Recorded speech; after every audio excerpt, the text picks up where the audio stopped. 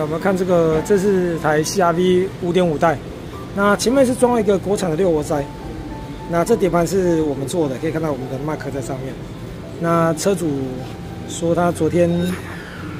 在高速公路，重踩一下之后，开始产生很大的异响。那今天回来检查，那回来的时候我们看到中间盘整个刮成一条，就看到是来历面刮到的，可以看来历面内侧。这个地方已经刮到了，那我们就很好奇说，原本装这么久了，好几个月了都没这个问题，怎么现在发生？后来仔细看，你们看这片铁片，这个铁片直接歪掉了，然后我们把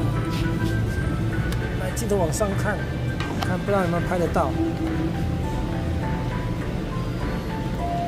有没有看到里面的铁片里面歪掉了？那等一下，我们把卡钳拔下来，再拍下来给大家看一下。那我们现在卡钳拔下来了，来可以看到这个铁片，可以直接看到，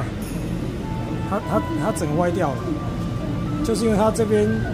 整个歪掉之后，才会造成来历面往下掉，去磨到碟盘的中心盘。那再说明一次，车主说他在高速公路很大脚重踩一次之后，就开始听到声音，那可能就是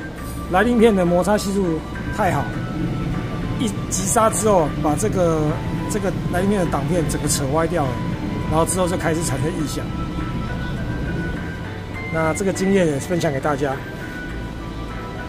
那我们现在把它来历面的挡片拔下来，来左边这一片就是原本车上的，可以看到这上面都已经有产生裂痕，整个裂掉了。那右边这一片是我们去找一个中古卡钳，刚好找到一个一模一样的，把它拆给车主做更换。